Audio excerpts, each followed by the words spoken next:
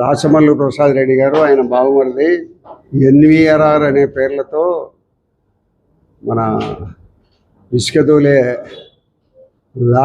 లారీల మీద పేరు ఉన్నదని నా పైన ఆరోపణ చేసినారు. అది నంద్యాల వరదరాజుల రెడ్డి అనే దాని కింద వస్తుంది. ఆయన తమ్ముళ్ళు, ఆయన తమ్ముని కొడుకులు వాళ్ళందరూ ఇసుక తోలుతున్నారని ఆయన చెప్పడం జరిగింది. సుమారు వారం రోజులకి ఆడ పోలీస్ స్టేషన్లో ఉన్నాయి పట్టుకుంటే 4 లారీలు కూడా. ఈ 4 ట్రిప్పర్లు కూడా వారం రోజులు ఉంటే నా సొంతమైతే నేను ఎందుకు ఇడిపించుకోను?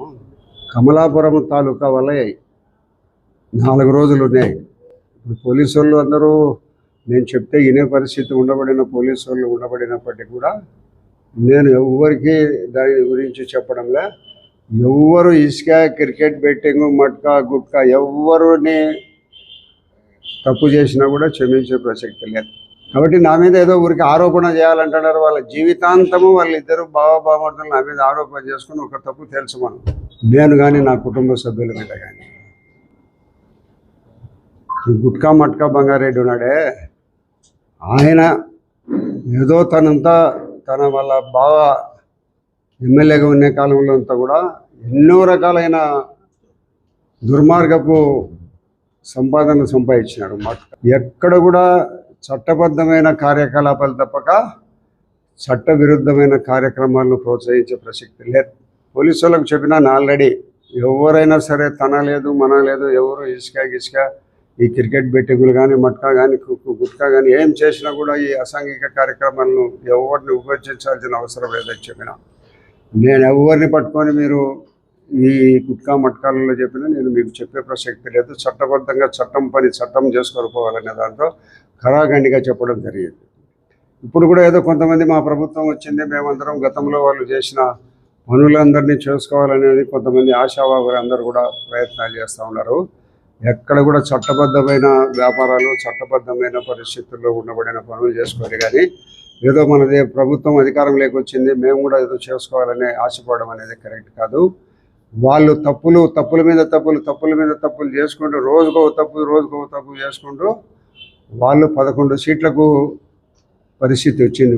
151 సీట్లు 2019 ఎన్నికల్లో వచ్చిన వాళ్ళకు 11 సీట్ల పరిస్థితికి వాళ్ళు వచ్చినారు.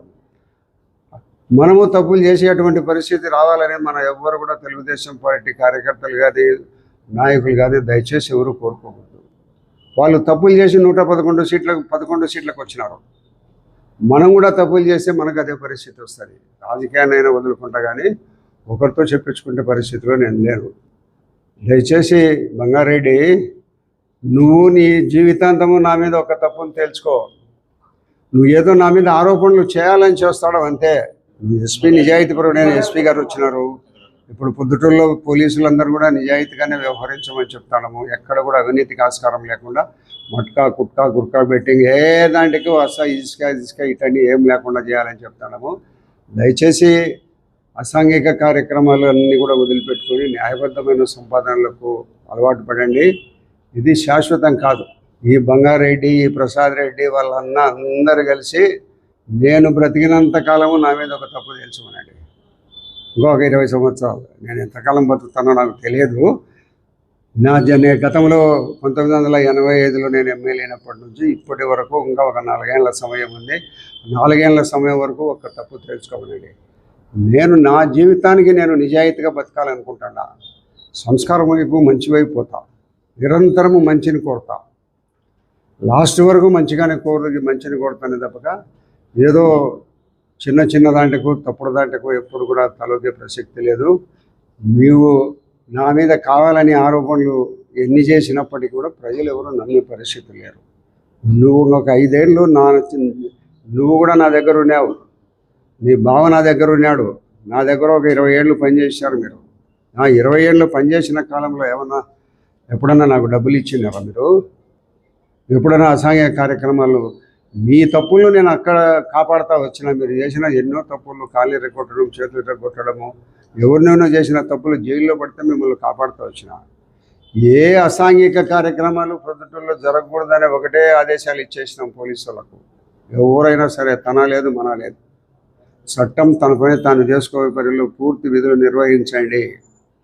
ఎటువంటి అవినీతికి ఆస్కారాలు లేకుండా విధులు నిర్వహించండి అని చెప్తాము.